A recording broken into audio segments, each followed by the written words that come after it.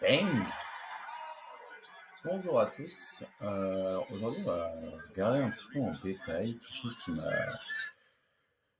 qui m'a un peu sauté aux yeux la semaine dernière en regardant un match du Jazz. Et je me suis dit, mais en fait, est-ce qu'il serait pas un petit peu en train de jouer comme une équipe de NFL?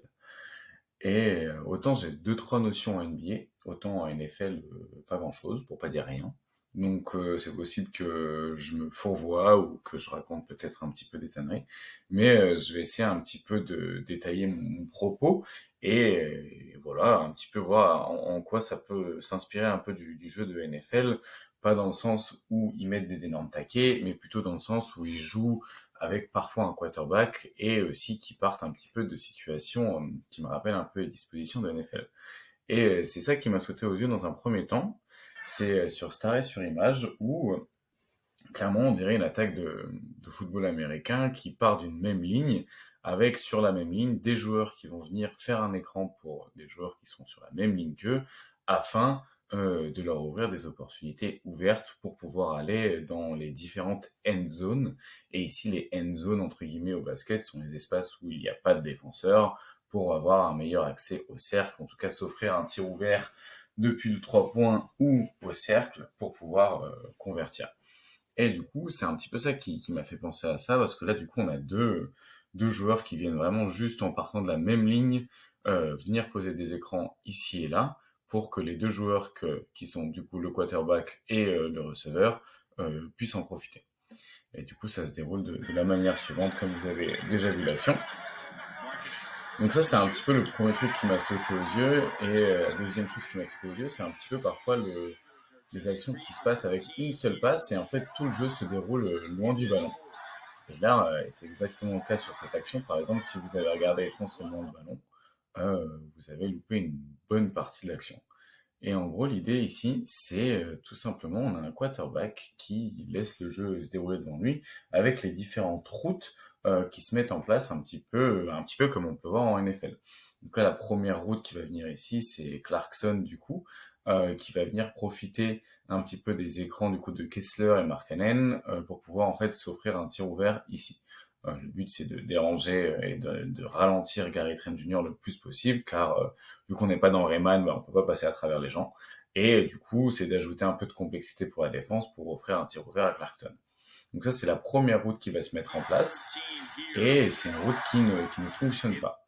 Du coup, comme la route n'a pas fonctionné parce que on est venu gêner, en fait, on est venu boucher la route, tout simplement, et ben, en fait, il va falloir définir un petit peu les nouvelles routes parce que du coup, il reste encore 11 secondes sur l'horloge.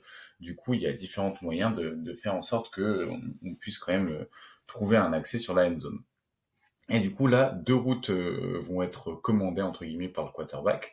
Il y a une première route qui est du coup que Kessler vienne faire un écran pour Chris Dunn, qui du coup a encore le dribble en mouvement et du coup qui peut encore lui être en mouvement et potentiellement venir faire un pick and roll.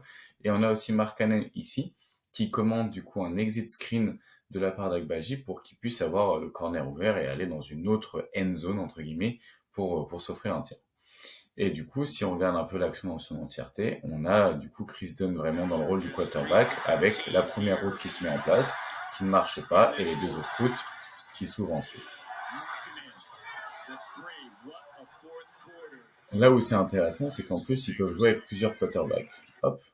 Donc ici, on a un nouveau quarterback en lieu et présence de Kelly Olynyk.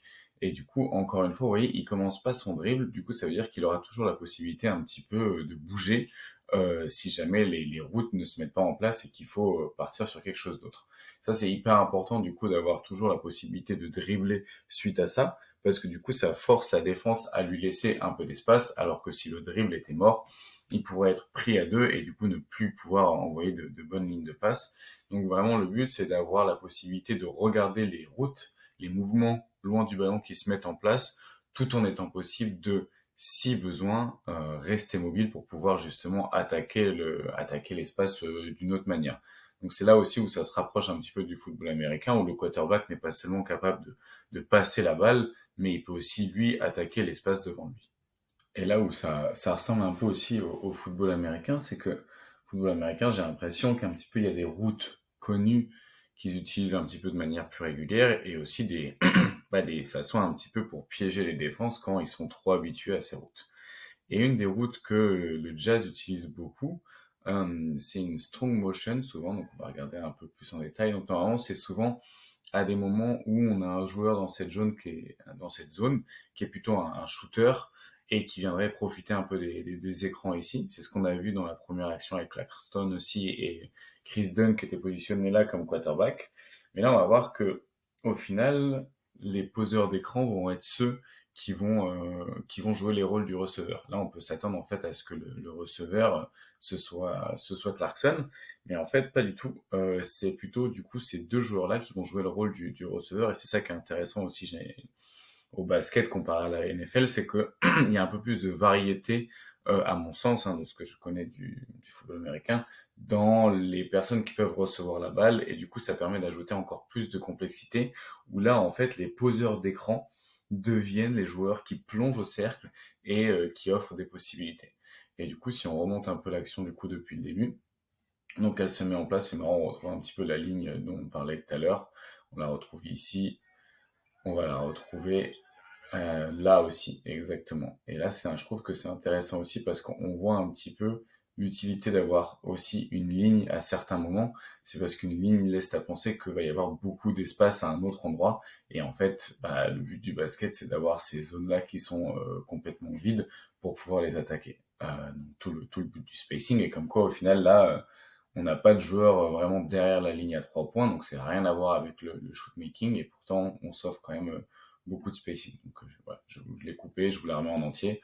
Mais voilà un petit peu comment Olynyk joue le rôle du quarterback et avec les deux poseurs d'écran qui deviennent en simultané les joueurs qui vont couper au cercle. Regardez, la motion est vraiment synchronisée et hop.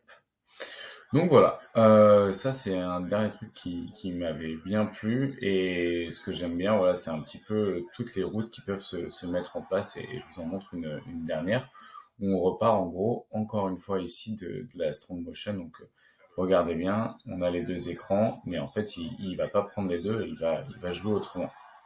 Et c'est là où c'est intéressant, c'est qu'en fait c'est ce qu'ils font beaucoup le jazz, c'est qu'ils commencent énormément d'actions avec un peu donc ces strong motion où on a, comme je vous l'ai déjà dit, un joueur dans le corner, deux joueurs qui viennent poser l'écran, du coup beaucoup d'espace, peu de protection de cercle parce que souvent le protecteur de cercle il est sur un des deux poseurs d'écran ou même parfois il va défendre sur Olynyk qui est un intérieur et du coup c'est là-dessus où il va se positionner.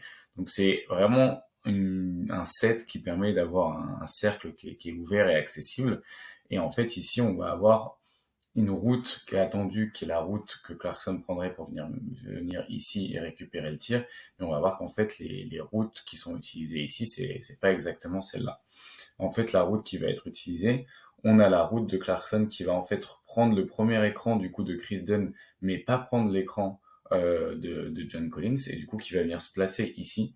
Et en fait, Chris Dunn va venir changer l'angle de son écran, se retourner pour que ce soit Collins qui en profite et du coup récupère le ballon au cercle.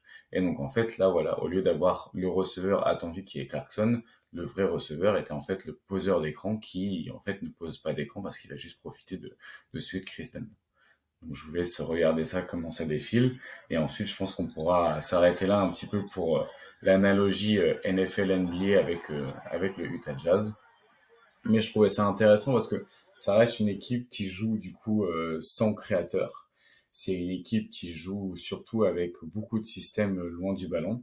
Et voilà, ça m'a fait un peu penser à ça, quoi. Un quarterback qui ne pourrait du coup pas lui-même aller au panier, mais du coup qui en profite d'avoir des routes qui sont devant lui et qui trouve la meilleure au meilleur moment avec la meilleure opportunité pour punir la défense adverse et s'offrir un touchdown. Et un touchdown au basket, ça s'apparenterait plutôt à un tir au cercle ou un tir dans le corner. Et voilà un petit peu comment Willardy, avec le Jazz, arrive à mettre en place ce genre d'attaque qui est diablement efficace parce que les joueurs de Utah, donc le Jazz, enchaînent les victoires depuis quelques semaines, bientôt un mois, et peut-être va devenir un concurrent au play-in ou peut-être même au play-off.